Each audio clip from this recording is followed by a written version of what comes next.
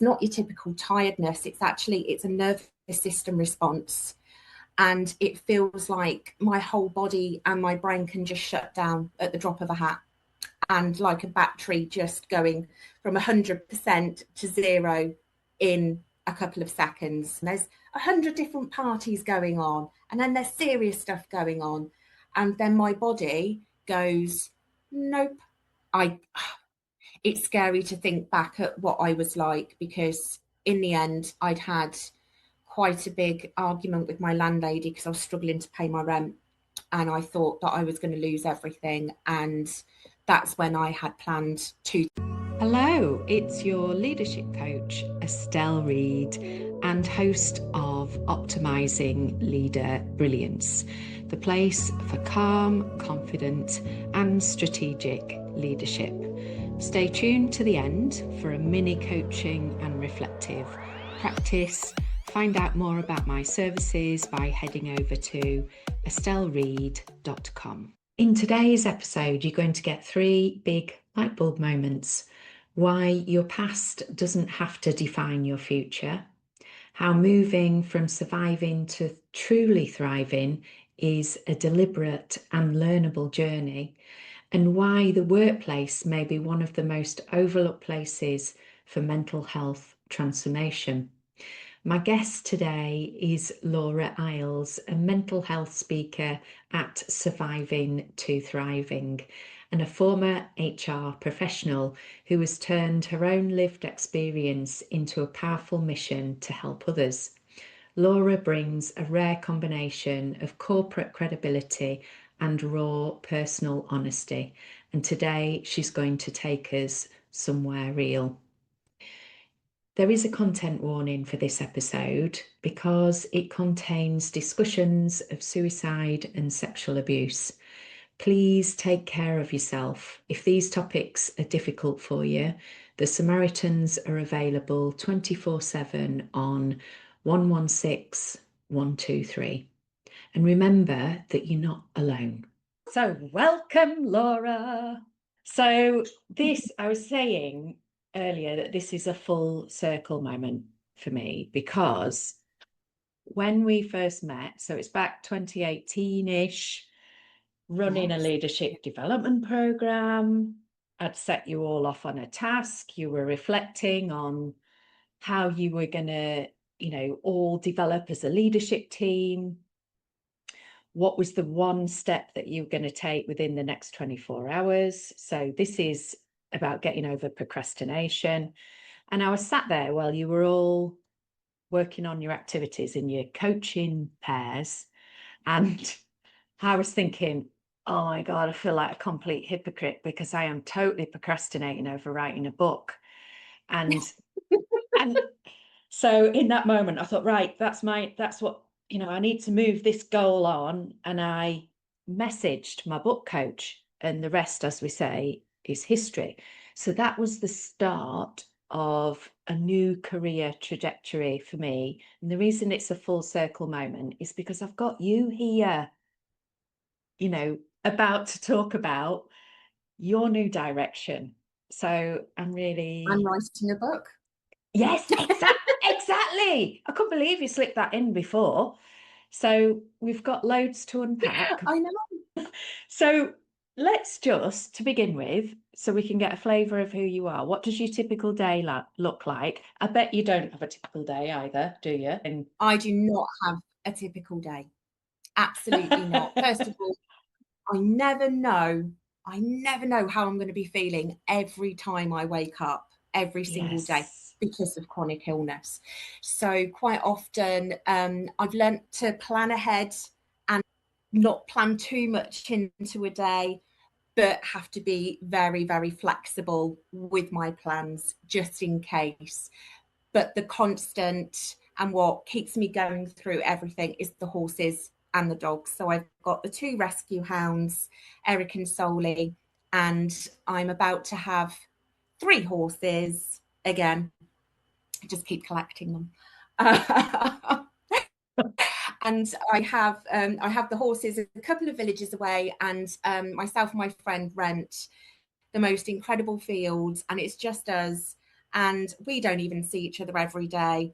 I go up there and it is just the most beautiful kind of meadow setup. It's so peaceful, and it's me and the horses and the dogs, and it's not just a safe place, it's also quite productive because I'll sit there and I'll record, or I'll try and do some writing, or just decompress, or even if I just sit, it's with the animals, with your thoughts, and having to stop completely and start over again. You learn to see the beauty amongst all the chaos. So I take that moment every day, and I make sure I don't take it for granted, that every day I will see the beauty amongst all of the chaos, and just really feel that moment. Oh, and are animals amazing for They're my pressing therapist. reset? Oh, yes. I was laughing at the weekend. It took my family ages to walk down the street because we were busy petting all the dogs. Me every time. I just love it. Right, so let's back up. First of all, talk to me about chronic illness. Oh, wow, that's a journey in itself, isn't it? My goodness. So I've had symptoms that I couldn't explain for all of my life, actually. And it took until, I think it would have been about 2018, when I was actually working with yourself, that I realized it's not normal to be in pain, and that level of pain every single day of your life. It's something that you live with. And it turns out I have fibromyalgia. And since that diagnosis is actually led to being investigated for hypermobility EDS, and also being diagnosed with complex PTSD and ADHD, that I had been undiagnosed until my mid to late 30s.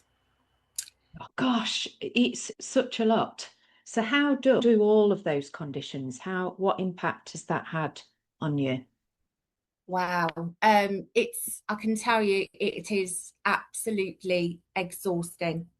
I can't even describe how exhausting it is, because it doesn't actually come from, it's not your typical tiredness. It's a nervous system response. And it feels like my whole body and my brain can just shut down at the drop of a hat. And like a battery just going from 100% to zero in a couple of seconds, just gone. I live with the chronic pain, and that's really draining as well. I had a whole host of really random symptoms. Last night, for example, I was having stroke symptoms, and I actually just couldn't move my arms or pick up my phone. And I was just, oh, here we go again. I'll just sit here and watch the TV. Okay, we won't move then. Fine. And I have to laugh my way through a lot of it. But with the ADHD, I think the most crippling thing that I found is that my brain goes at 1,000 miles an hour, and there's always 876 tabs open, all playing different music and videos and sparkly things. And there's a party going on, there's 100 different parties going on, and then there's serious stuff going on. And then my body goes, nope.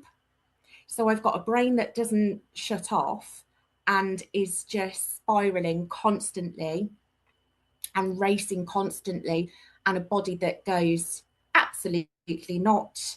Let's push the shutdown button. And that is, I can't describe how debilitating that is. And you can sit, and I've spent days sometimes staring at the wall in that kind of state, and the frustration, the anxiety, and you just can't act on it. And that's where the feeling of failure really comes in. And your brain, it's like your brain has nowhere else to go but to give yourself a really hard time, like, what is wrong with me? I can't even, I'm staring at something that the dog Eric is ripping up on the floor, and I can't even, it's like that executive dysfunction from your brain is sending that signal for you to bend down and pick something up, and your arms are not moving. Oh, Nothing's happening. it is really heartbreaking when you have got a chronic illness like fibro. You and I know I had ME. I still have it in the background, Yes, but as long as I behave myself, I'm okay. But yes, that moment where you are thinking about how you're going to use the energy, it is so debilitating, isn't it? And you know, what's she called? Miranda Hart. She's yes, got ME, hasn't she? I don't know whether she's got fibro, but they often come together. And yes, I remember her saying something along the lines of she had to think about whether she used up energy to pick up a pen. And it's that yes. same. So when you're seeing your dog do whatever they're doing, you know, it's almost like your brain does a calculation of how much energy that everyday activity that we all take for granted is Yeah. going to take, doesn't it?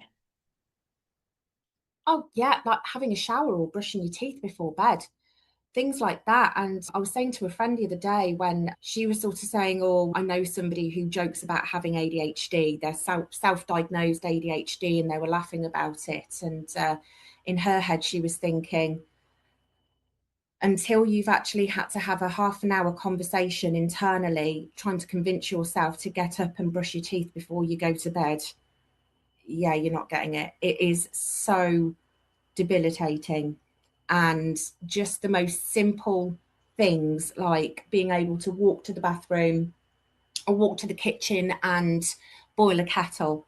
And sometimes my brain isn't just won't let me do it, or I'll pick up a kettle, which is what I've done so many times, and my hands haven't been working properly, or I've got a lot of pain in my fingers and I've dropped a boiling hot kettle Gosh, all and over the floor, on my so that feet.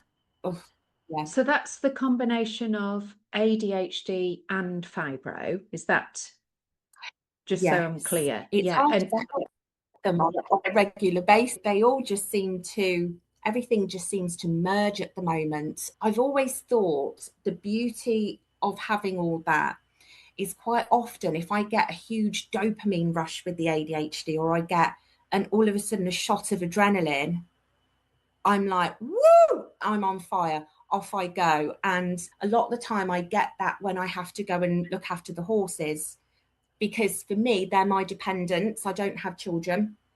So my dependents are the dogs and the horses. So getting out with the dogs and going to look after the horses who are just in the field, so I don't have to muck out every day and things like that.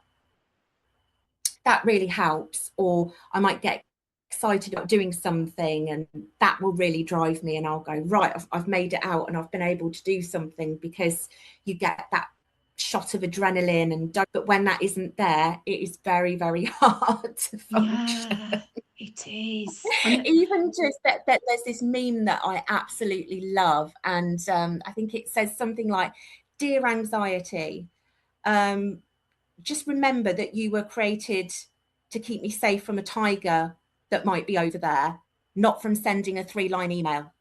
yes, yeah, And it's it's so true. such small things that all of a sudden you'll go to do, and then everything stops, and you've got anxiety and this block about sending an email or answering a text message that could just be something like, what do you want for dinner? Yes, yeah, Just yeah, boom, yeah.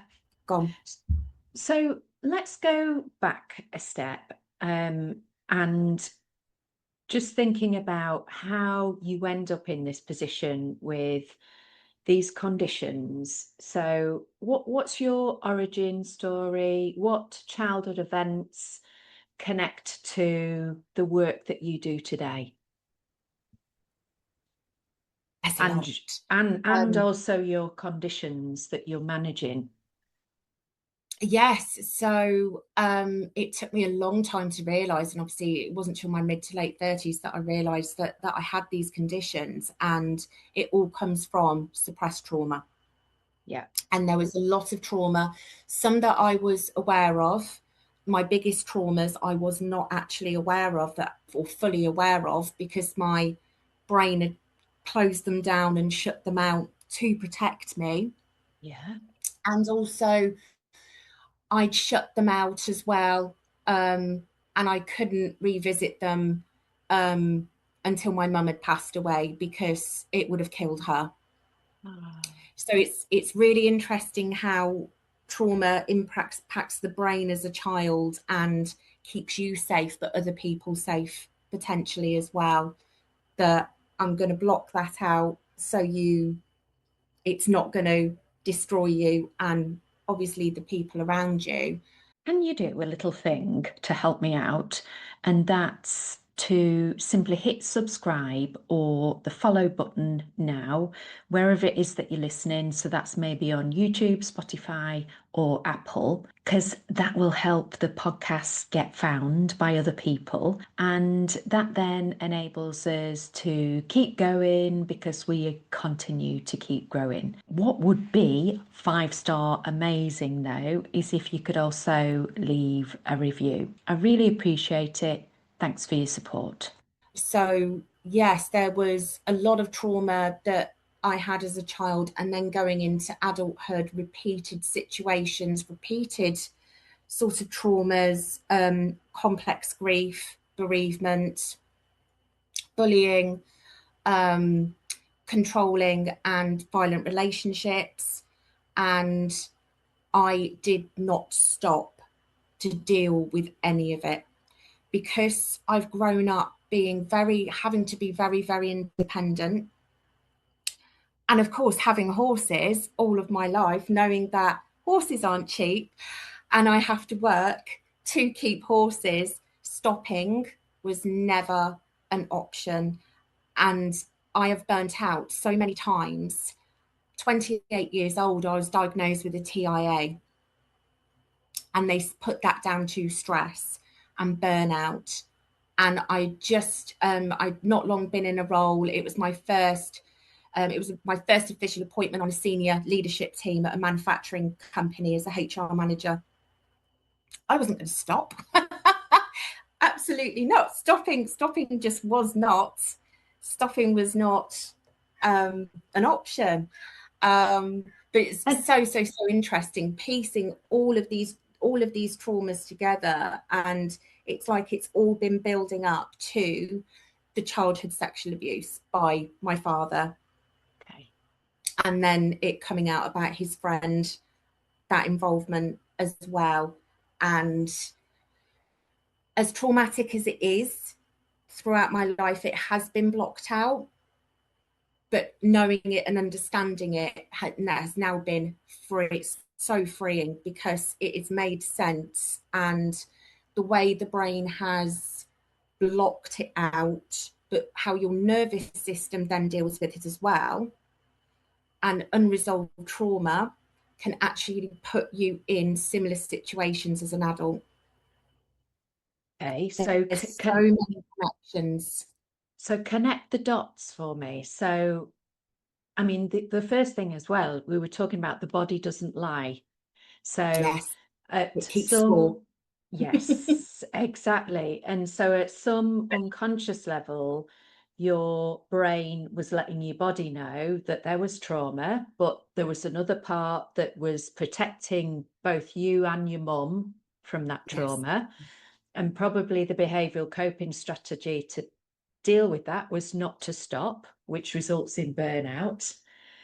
So that's kind of the first part. But how did you get to that point of knowing what was, where did, how did that come about?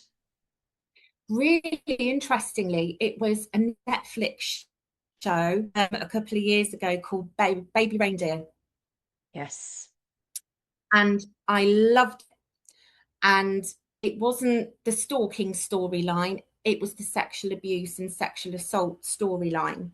Right. Now, I've experienced sexual assault as a teenager and as an adult, and it's something that I've been very interested in how that helps you, how that impacts you, and what my response was in those situations, that I went into freeze. And I ended up in that situation several times. Everything just went into freeze, and you cannot do anything. And what Richard Gadd was doing in Baby Reindeer was expressing that and explaining that within his life story. And for me, it was so moving that it was this light bulb moment. And I was then found myself on the floor, sobbing, shaking uncontrollably.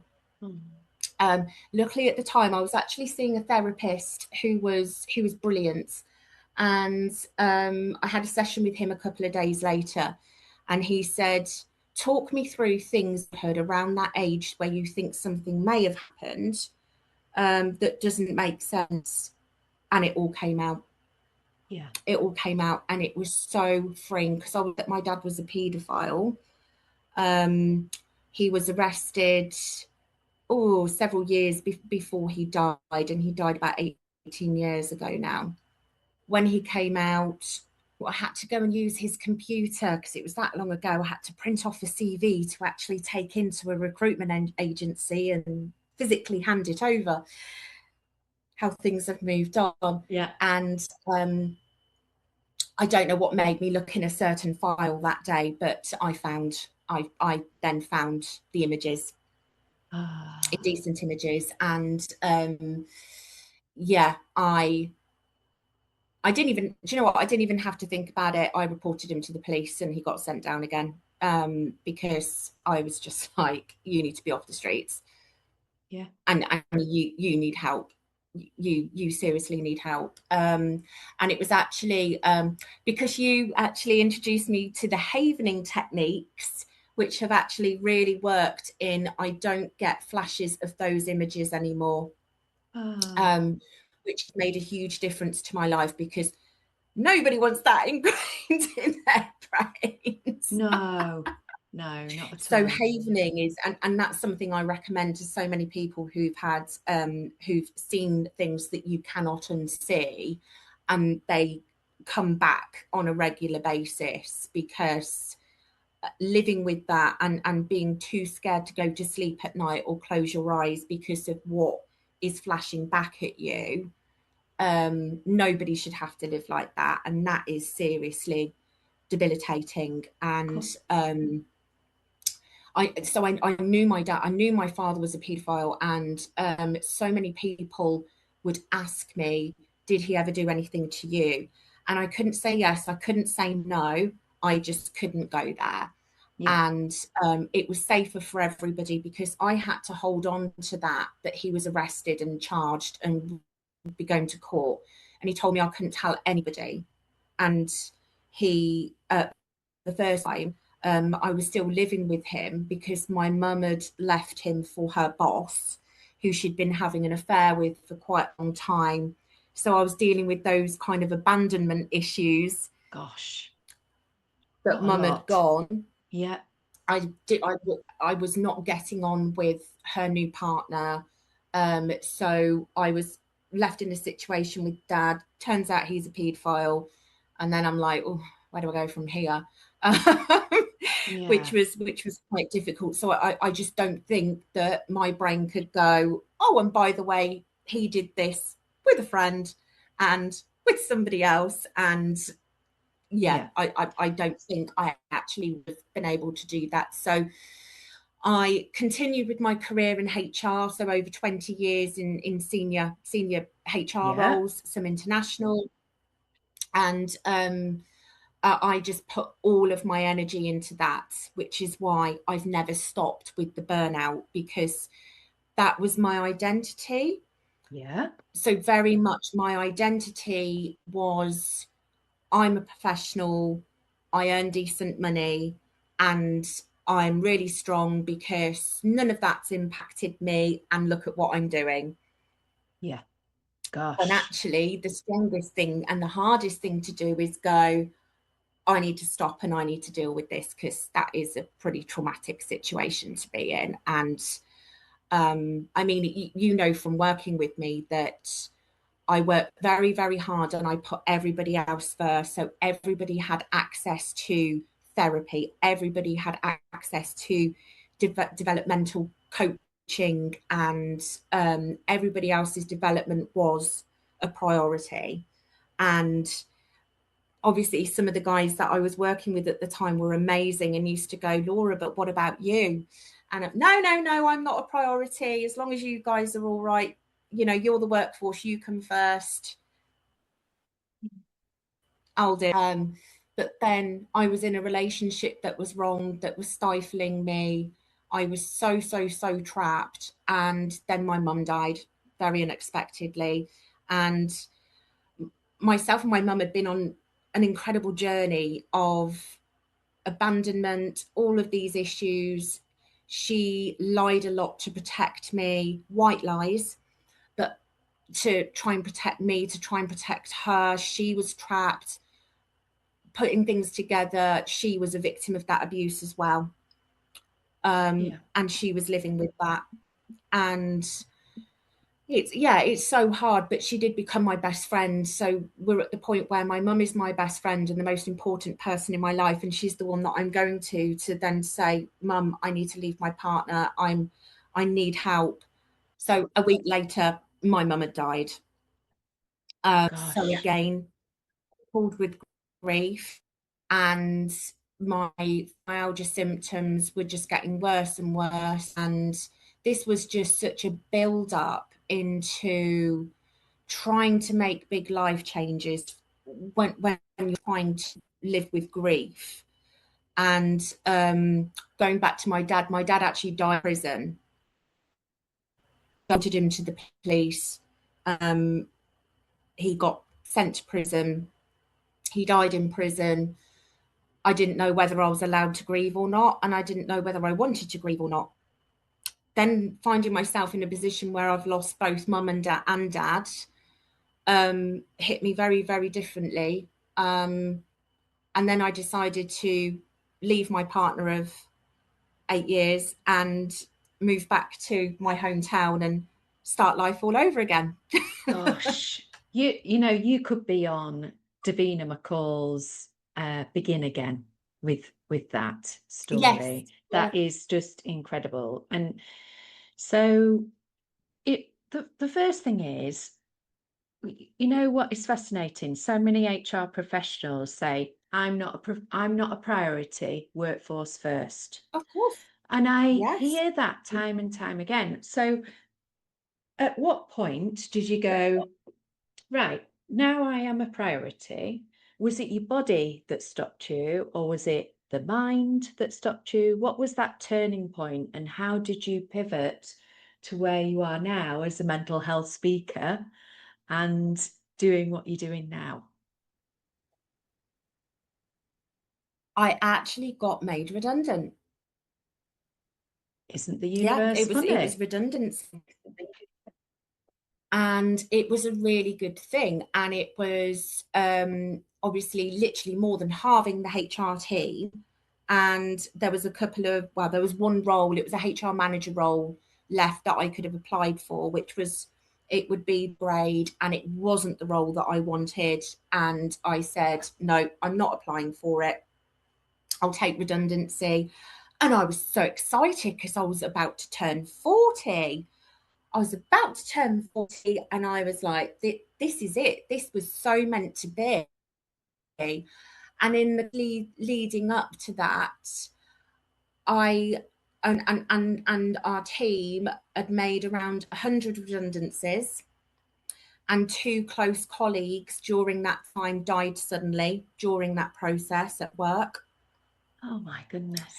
And one of them I was actually handing over the mental health first team to, and his death hit me like a ton of bricks. But on the day I found out that Ian had sadly passed away very suddenly, literally in between Teams calls, it was that Gosh. quick. My stepdad was found dead as well on that same day. Oh my goodness. And then I got shingles. So the Then body I got wasn't lying shingles, again. and I couldn't even properly serve out my full notice period and hand things over. I was completely gone. And at that point as well, I had a friendship breakdown. A friend of 18 years who I considered my family had fallen out with me, and I still don't completely understand why.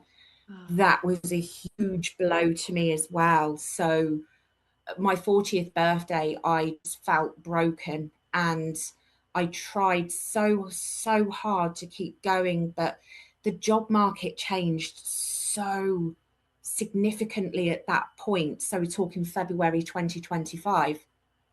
And I've never ever struggled getting the job that I want.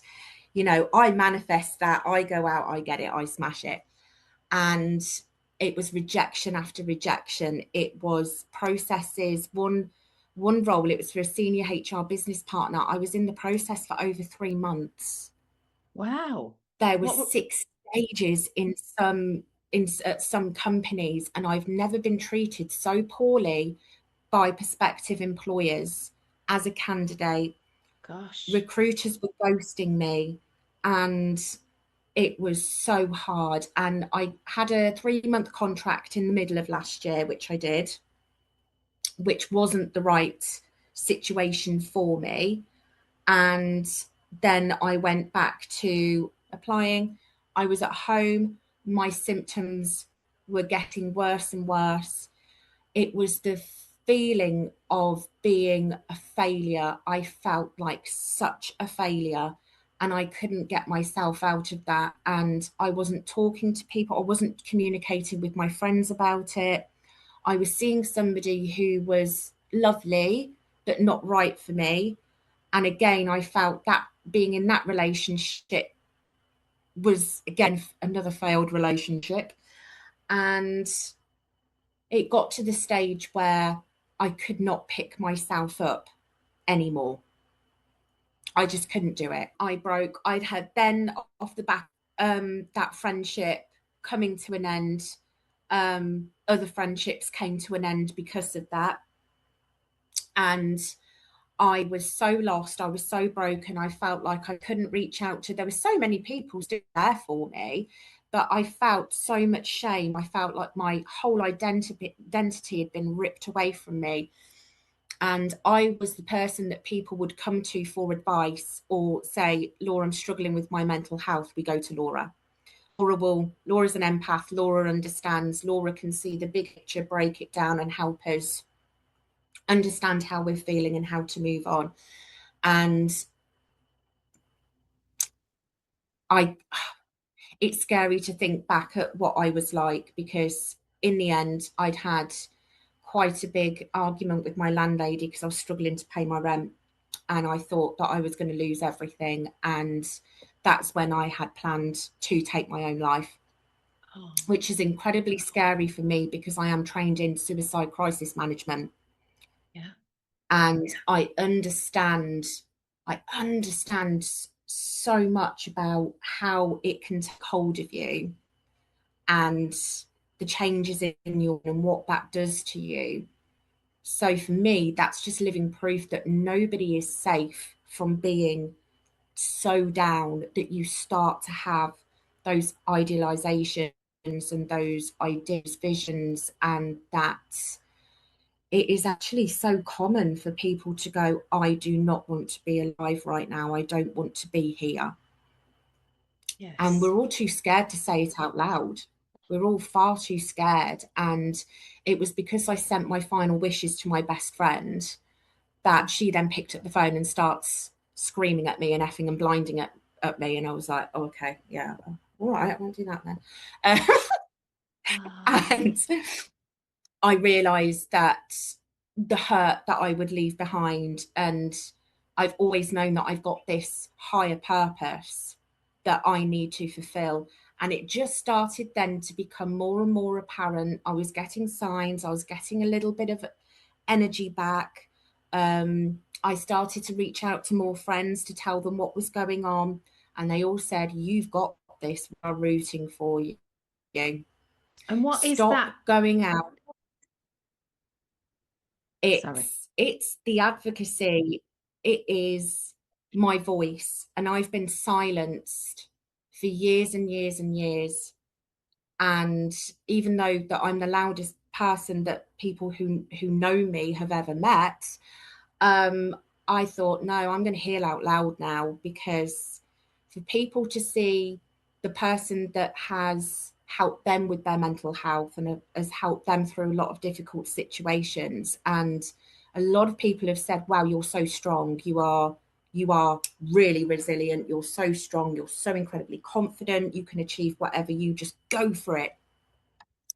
To know that I've been there and I've pulled myself back around, even if it helps one person, if it helps several people, then that is my purpose. So my first 40 years, that was training. My next 40 years, and this is where surviving to thriving has come from. I've survived those 40 years, and it has not been easy. And now I'm not just going to survive, I want to thrive, and I am starting to thrive. And I am so passionate about things. I have so much to say. And I remember one of my friends saying to me, Laura, you are going to be the voice for so many survivors, particularly of sexual assault as well, and chronic illness, and people who are navigating these things where they don't have a voice. Yeah. So I want to be that voice and that advocate. And with complex PTSD, it is so complex, and we all go through trauma and we all handle it very, very differently. And I think this is one of the things that really impacted me, how judgmental people are and how flippant people can be with their comments and their I suppose their reactions to you. If you say, I was in this situation where I was sexually assaulted, and I know people who've turned around to me and said, how the bloody hell did you end up in that situation? How did you end up back in that situation? Why didn't you fight back? Come on, I've seen you fighting as a teenager uptown, back in the day. And it's it's so complex about how your nervous system works, and how when you go into, people call it the fight and flight. It's actually fight, flight, freeze and fawn. And actually freeze and fawn, the ones people forget about, but are the most common reactions to trauma. Yes. And they're the most important things for people to be aware of. You're absolutely right. We all are used to understanding fight, flight. What is freeze and fawn like? How does that, what does that look like for you? What does that feel like, if so that people can identify with that? When I've been in a situation where I've had a trauma response, either it's a trigger or something is actually happening there, I've shut down. And I've not been able to move. And I've experienced it a couple of times now, where some people will describe as it's like you're in the top corner of the room and you're looking down on that situation happening. It's almost like an out of body experience where your body goes completely numb and you can't speak, you cannot do anything. And fawn is, and combined with that, so as a child, between the ages of 4 and 6, when you've got family members, when it's your dad and his friend, and you're very overpowered, and they're people that you should trust in your home environment to keep yourself safe, you're not going to fight back as a 4-year-old. You're not going to run. Where do you run to? But also, So the because numbing. you're told thing. But that numbing, and thinking about the connections with fibro, so your body shuts down, you have your out of body experience, you numb any feelings. So I'm not going to feel what I'm experiencing right now. What's your instinct? Do you think, having numbed those feelings, that then comes back as fibro? As in, right, you can feel Yes, those feelings now. Or what's your view? absolutely. Yeah, absolutely. I have had pain sensations of certain things, won't go into detail, that have come from nowhere. Yeah. And I'm having a flare up, I've got pain, and then I've gone, wow. And I've even woke up with pain like somebody has held me down, and I feel bruised and tender around my wrists. And there's no bruise there, Yeah. but it hurts. There are Yeah. so many things like that have come back as like random pain. And when I've started to listen to the pain, because to keep going for all these years and keep a full-time job and the horses and a social life and keep going, I have to block out that pain. But when I start listening to the pain, which I've had to, it's Yeah. really interesting what different issues have come about. And, and some people say to me, oh, you're experiencing that, you need to go to hospital. And I'm like, nah, it's fibro. I know exactly where it's coming from now. So I'll go to bed and I just need to rest, and it should be better in the morning. If not, I'll go to hospital. Because the other thing with chronic illness, you feel like you're an absolute hypochondriac. There's always something wrong with you. And I'm like, I don't want to go to hospital anymore, because they look at me like there's nothing wrong with you. Of course. That's horrible. And No validation. no, that's it. But there is something that's coming on the horizon. And we were talking about energy, and we're going to get onto your AAA thing in a moment. So when we look at our energetic batteries, so they're made up of mitochondria, we have them all over our body. They are now developing tests that can check how well your mitochondria are functioning. It's not there yet, but imagine how much validation people with fibro, people with ME, and Lyme's disease, anything that affects that energy system, to be able to go, yeah, we can see it now. We know it's not all in the mind.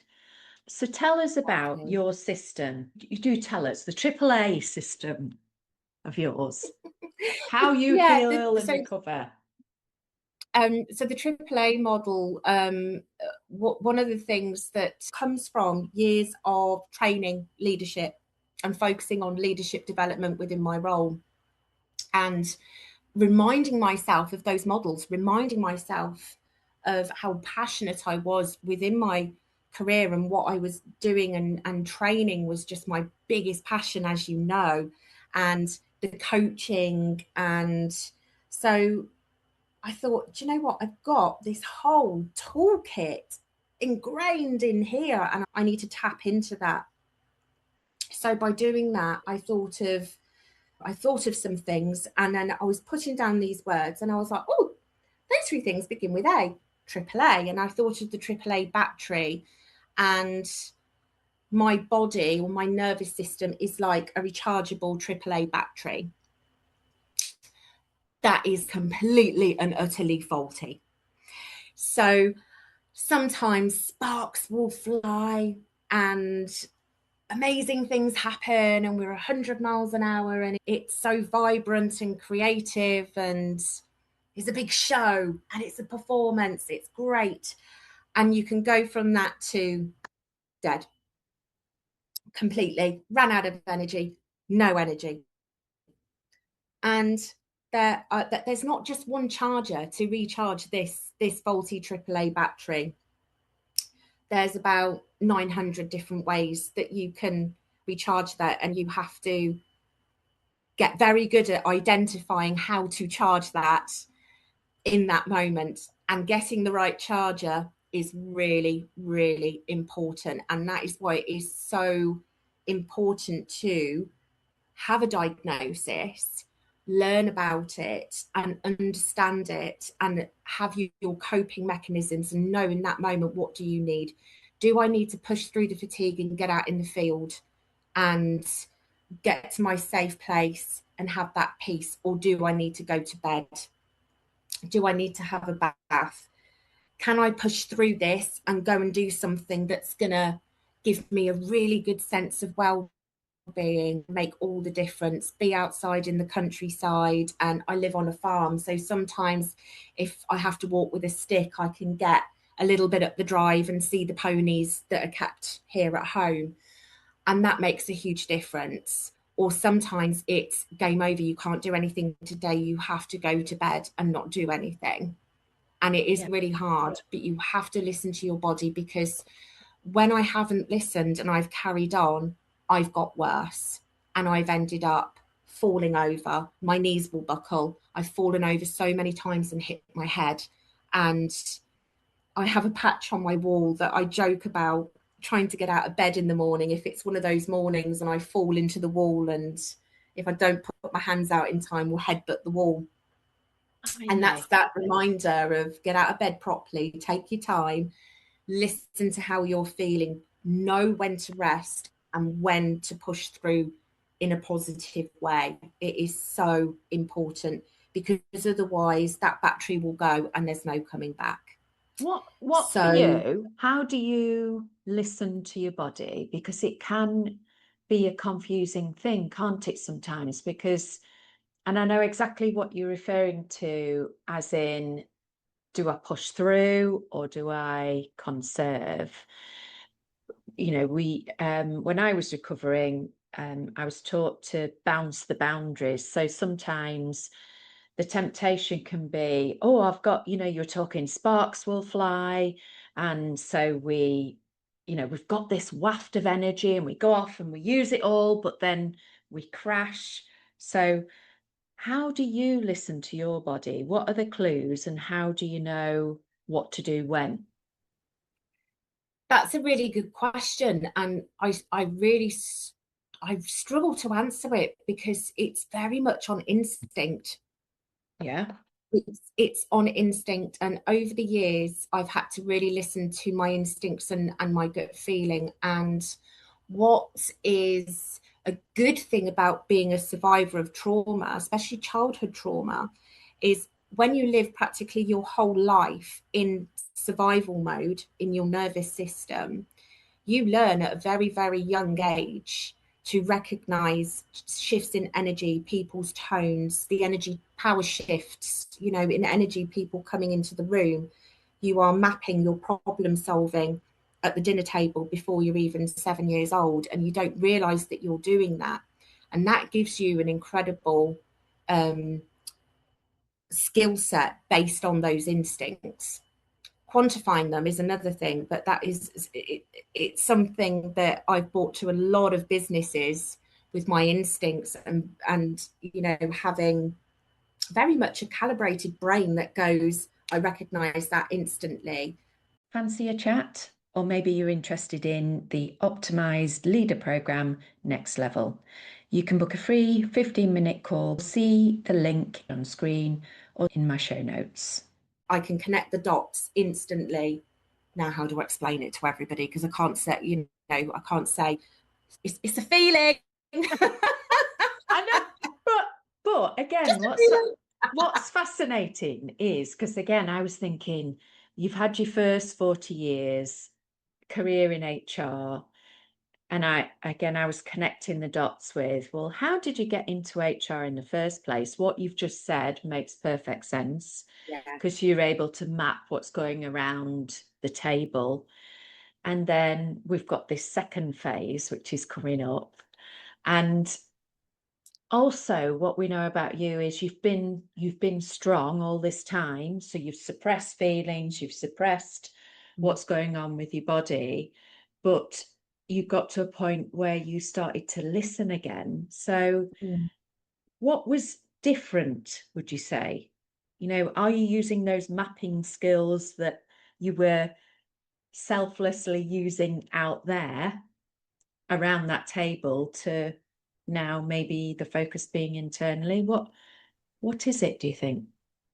I think sometimes, every time I am really low energy and I'm struggling, there is a whole negotiation going on in my brain.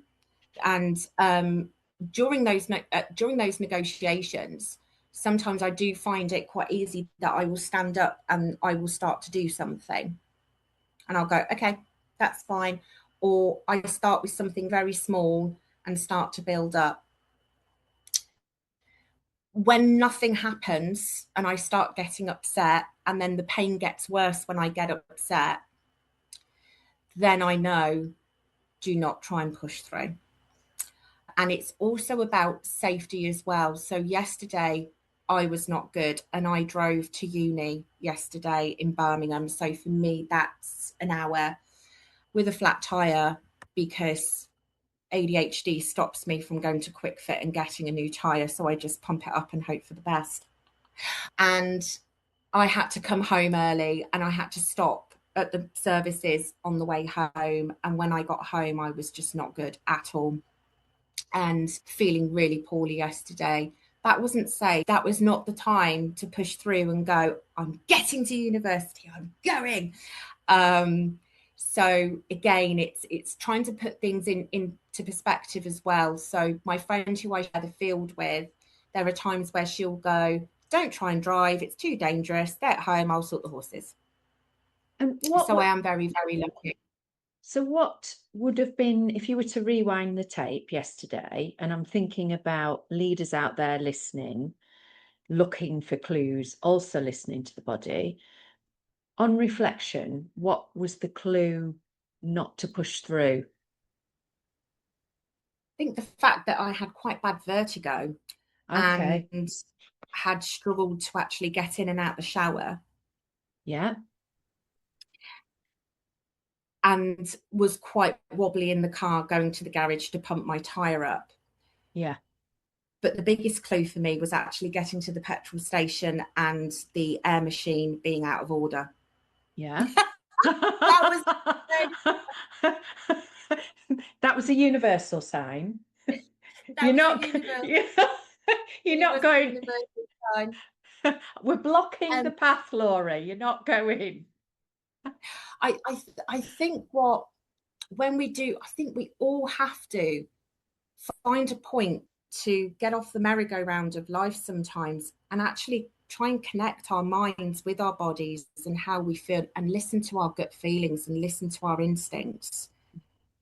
The most powerful thing about having to stop for me and then not being able to work, being too poorly, was stopping and noticing all the beauty around me and seeing such beauty out there and appreciating it. As I said, I do every day amongst all the chaos. So a lot of people go, oh, mindfulness, oh, I ain't got time for that.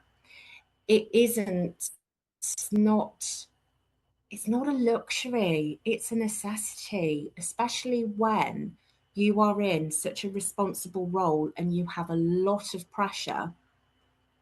What will happen that day if you say, I'm listening to my body and I'm stopping for the day to rest? Okay, a couple of things might get delayed. Okay. If you don't stop and you keep going and you end up with a chronic illness diagnosis, you could find yourself in a situation where, like me, I thought that I was going to lose everything. Yeah. I thought that was game over. Yeah. So again, I run on instinct a lot. And it's one of my, I call superpowers. Now I've managed to channel it in the right way. But what if I stop for today? Okay, this might happen. What if you don't stop? Yes. What if your body stops you? And also, this, if we work for extended periods of time. So I have something on my watch called Stress Watch. Maybe can't see it, but Yeah. and so at the minute it's showing green, probably can't see because of my background, which means I'm not stressed. But what I do, because this trusting your instincts, trusting your gut, I can be so flipping focused on work sometimes that I don't hear the signals. So Yes. having a visual cue to be able to go, oh, right, I'm okay. Because when we work beyond what we're supposed to work, we send our body into fight or flight, which isn't the fawn. Yes. Yeah. But then our body starts producing inflammation, which is then connected to all of those nasty diseases, which then stops us completely. So it's, that is such great advice. Tell me about your 3 A's. What do they stand for? What's the first A? So the first A is acceptance, and that is accepting your reality. And that's really hard, because especially when you don't want to accept that you now have this reality, whether it's chronic illness or whether it's trauma or whether it's grief. Now, grief comes with redundancy. Grief comes with divorce. Grief is a form of trauma, and it comes from failed friendships, even moving house when you weren't ready to move house, and things like that.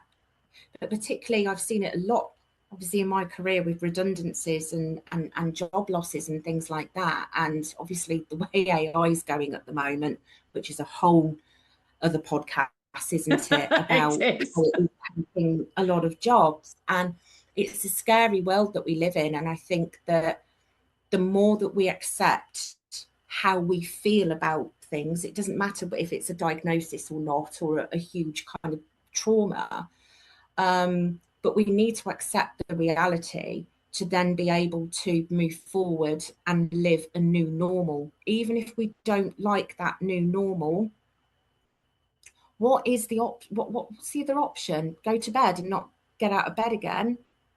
Or keep ignoring, like you were Yeah, saying. And yeah, what's so clever about what you've just said is, it connects to so many things. So you've got I'm trying to think the name of the model, the Culber-Ross cycle, the grief yeah, cycle. yeah.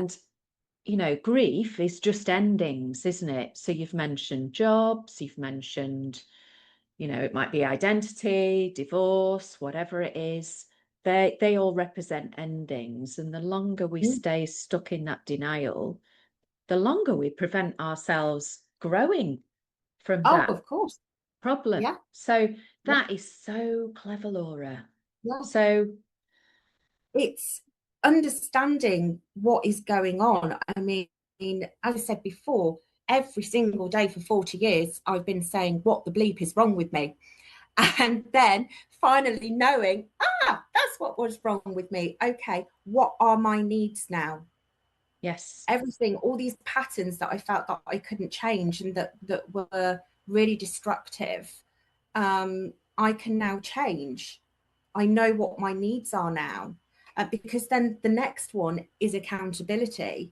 Okay. And that Yeah. is so important, because we are all responsible for our own mental health, physical health, well-being, most importantly, our actions and behaviours. Yes. We're all responsible for that. So having emotional triggers, ADHD, there are a lot of impulses. There are a lot of things that come with shots of adrenaline or your dopamine depleting and losing tempers and maybe pushing boundaries, being inappropriate, not being able to contain certain things. It happens. I mean, my goodness, it's happened to me so many times. And now I'm aware of where that comes from, I can work on it. Yeah. And instead of, some people will use it as an excuse, or say, I can't do that because of this, or I'm going to behave like that, it's my ADHD. And I've had that recently at uni, actually, where really disruptive behaviors coming out in people, and they've hidden behind, I'm like, well, I have ADHD too, and I don't do that. So I have had to take accountability for what's been going on with me, knowing that I can't be in a lot of different environments. I've walked away from social environments that and relationships and friendships that weren't healthy for me. I can't go back and work in an office. I can't go back or I won't go back into a career that I used to do, because I know that it is not healthy for me and it's not what I'm supposed to be doing. So it's about finding that way forward and what you can do and what you can take control over. So you have clearly been a victim of some really terrible things, and and people are genuine victims, aren't they? Oh, yeah. That is, there's no arguing with the facts. But it's interesting that what the solution to that is being accountable for your own actions, for your own behaviors, for letting that past stuff go, because we can't change the past, can we? I mean, we can change how it's encoded in our brains using something like havening, for example, but we can't change the facts of what's happened, can we? And it's what we can change is how we move forward, and what we can control is moving forward. And what help and support that we get, because I've mentioned so many things that without getting support and therapy is very, very difficult to overcome. In fact, I don't think you can overcome a lot of these things without getting that proper support and understanding and that validation. So you have to take accountability for that, to go and get the support that you need and make changes, because nobody's going to come and make changes for you. It's only you can do that. Only you can do that. So accountability it's a huge one. It doesn't take anything away from what you've been through at all. But if there was no accountability in the world, everybody has experienced trauma and gone through a really bad time, there would be constant wars, there would be constant chaos, because everybody used what they've been through as an excuse to behave in a certain way or not control or regulate their emotions. Doesn't bear thinking about, does it? My goodness. No, not at all. So what's your final A? It's my favorite word. It's become my favorite word, is authenticity. Ooh, nice. And I've stopped masking because I've had to, because I do not have the energy to mask anymore. I just don't. So being able to recognize my skills, having ADHD and not being able to focus on some things and not doing well academically has made me feel stupid for years and years and years. And a couple of years ago, as part of a job interview process, I did the Thomas International GIA. 86% I scored.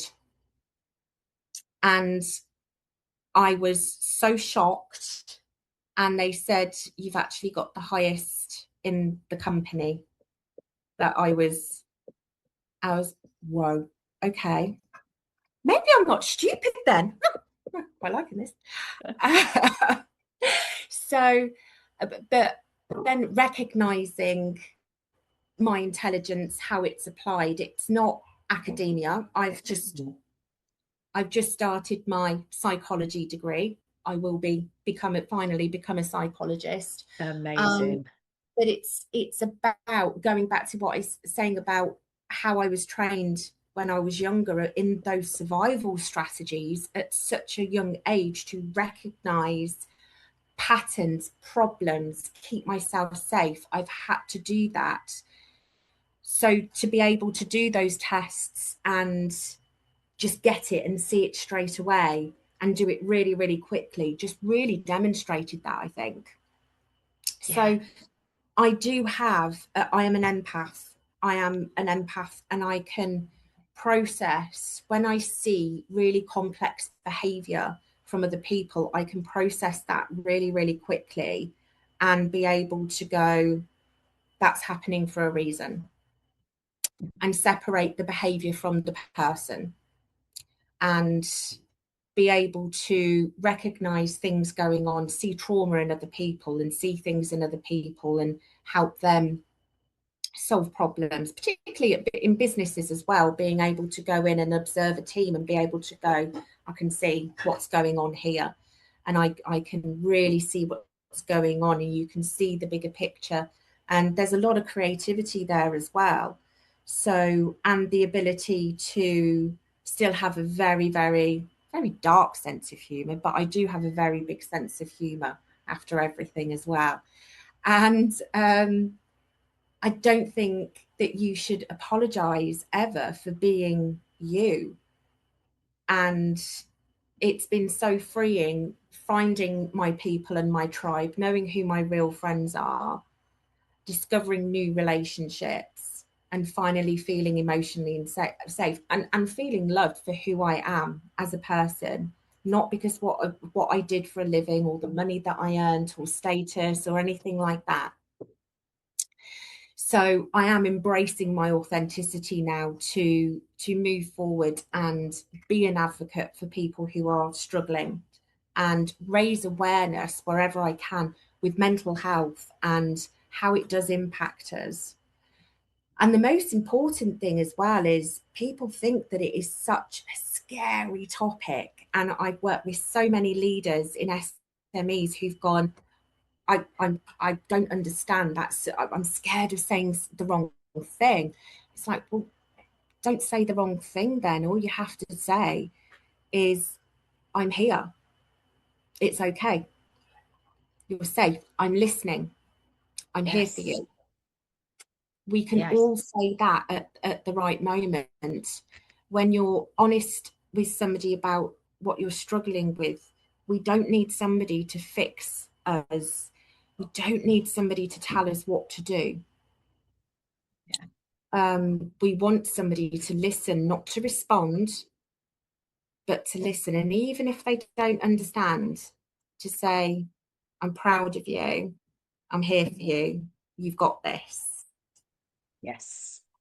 They're Oh not my difficult goodness. things to say. And with my boyfriend, with the friends who have been my true friends, these are the things that they will say to me on a regular basis.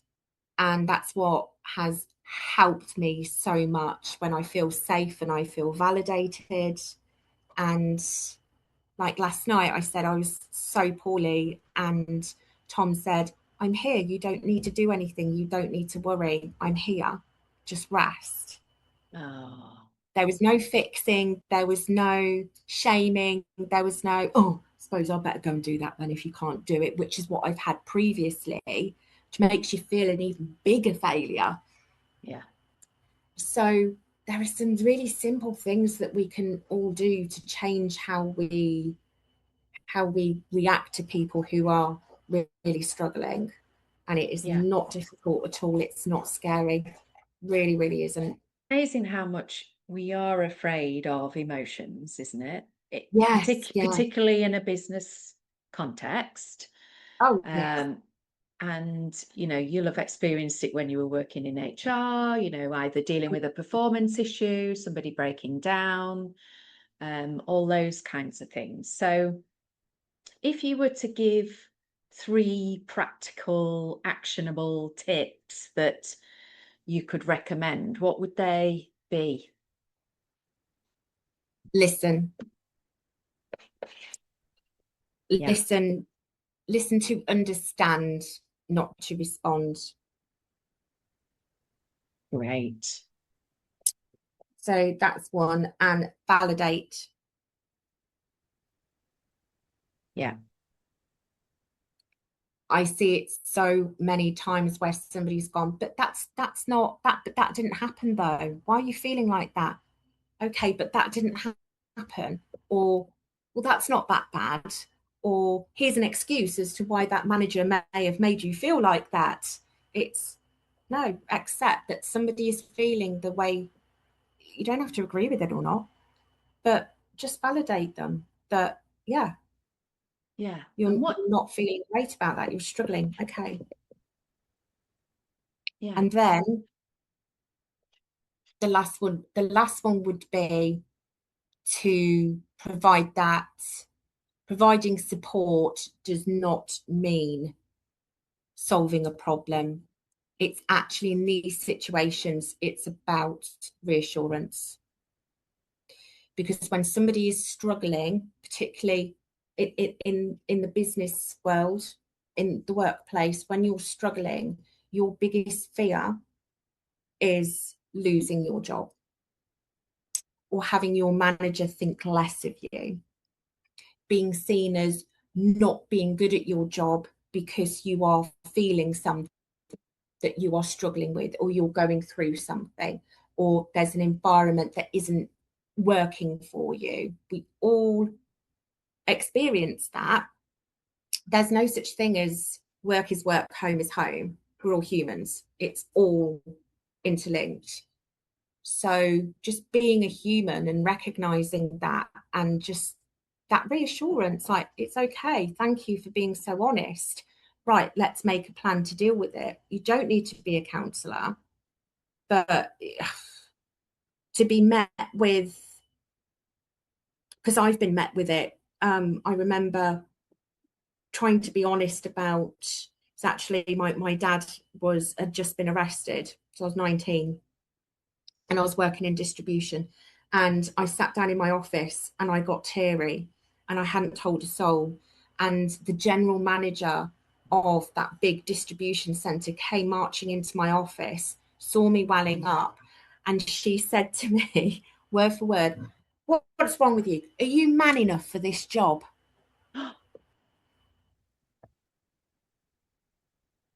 Unbelievable. And I just went into freeze, shock, and she went off. And then again, so from the age of 19, going through a significant trauma, Yeah. it was kind of set that, no, you've got to man up. You're in a male dominated work environment. You have got to man up and you've got to push through, and you don't cry at work. I was breaking. I was working 12, 13-hour days at that point. Unbelievable. That's kind of from like the David Brent style. Is it David Yeah. Brent from The Office? Yeah. Unbelievable. You can't believe that, well, you would hope in this day and age that it doesn't continue to go on. So, 2 final questions.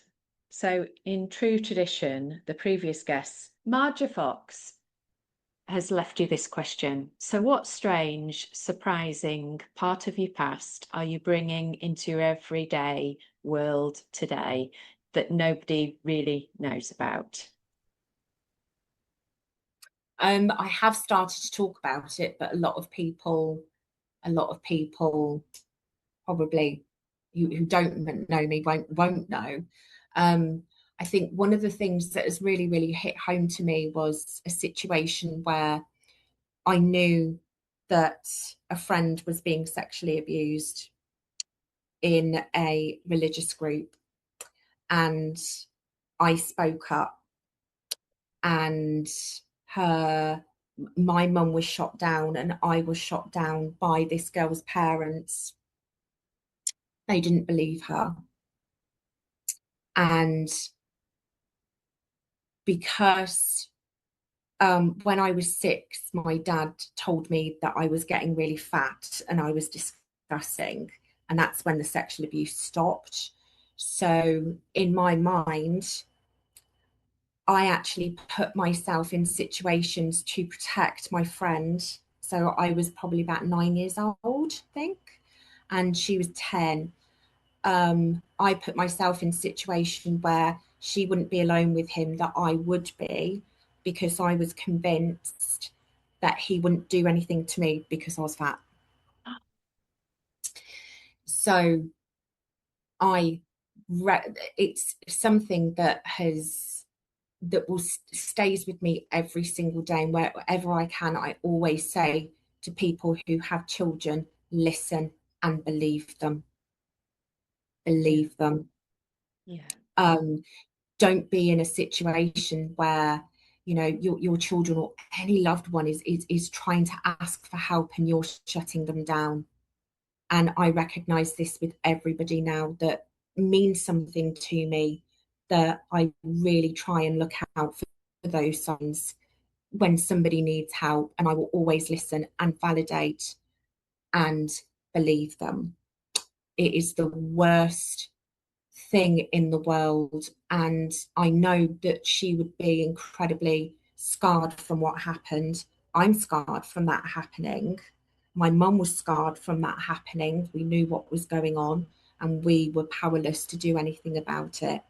And the fact that because my self-worth was so low at that point, because I couldn't tell anybody what had happened to me, that I feel that I can put myself in danger because my self-worth was so low, I would not get abused in that situation. And Laura, so you can really see how moving forward you're going to be in line with your purpose, being that advocate. You know, in reality, you've always been that advocate. You've been that protector as well. Yeah. You know, always putting other people first. And yeah, no, incredible. Thank you for sharing that with us. So, what question would you like to leave the next guest? Oh, I've been thinking about this all day and it has just been so difficult. So, and I'm trying to think in terms of leadership and how everything's going at the moment. The job market is tough out there. There's a lot of changes, particularly with the budgets that came out last year, with how AI is evolving. There's a lot of uncertainty. So I would actually ask, because I'd love people to start really thinking about how they can support in their personal life and as a leader and within businesses the change and the uncertainty that's going on at the moment, and how as Nice. leaders that they can actually start to drive that support for all of this uncertainty that is only going to become more and more uncertain as the years go by. That's really cool. So, I knew this would be a magical conversation because you are magical. What you say from start to finish is just so enthralling and helpful and useful. You know, you're so brave, real, authentic. You'll be validating people, you know, listeners out there, even in this podcast. And yeah, I am so grateful. But you are so fascinating to listen to. I know you're going to do really well in this phase too, when you're beginning again. And when I was listening to you earlier, I was like, oh, I can see a TEDx in, I can see her on Davina's show, because you're working in line with your purpose. And yeah, I just think you will fly. So thank you so much for coming on. Thank you for having me. It's been amazing. Before we sign off, I'd like to invite you to my quick reflective practice called Pause, Reflect, Act. As your leadership coach, I'm here to help you translate today's insights into personal growth and your next steps. Answer the prompts that follow in your journal or notes. Alternatively, you can access my complimentary journal and self-coaching tool in the show notes, or head over to estelleread.com. So here's today's coaching questions with podcast guest Laura Iles. Number 1, acceptance. Laura talks about accepting her reality as the first step to thriving. Think about something in your own life, a health challenge, a loss, a change that you haven't fully accepted yet. What would it feel like to stop fighting that reality, and what might become possible if you did? Number 2, identity and worth. Laura's identity was wrapped up in her career. Number 2, identity and worth. Laura's identity was so wrapped up in her career that stopping felt like failure. She had to rebuild her sense of self. How much of your identity is tied to what you do rather than who you are? If you strip back your job title, what would remain? Number 3, accountability without shame. Laura makes a powerful distinction between being a victim of terrible things and still taking accountability for how you move forward. Is there an area of your life where you've been waiting for something external to change before you take the next step forward? What's one small thing you can own and act on today? If you'd like to be notified when the next episode drops, remember to subscribe. If you found this episode helpful, please share it with someone who might benefit. Finally, if any of these topics have sparked your interest and you'd like to work with me, you can apply for a free discovery call at estelleread.com. Let's see if we're a good fit. You'll also find plenty of free resources there. I'm Estelle Read, executive coach, speaker and best-selling author, and this has been the Optimising Leader Brilliance podcast. Thanks for listening. This podcast is for informational purposes only and should not be considered professional advice. Please consult with a qualified professional for any specific advice related to your situation.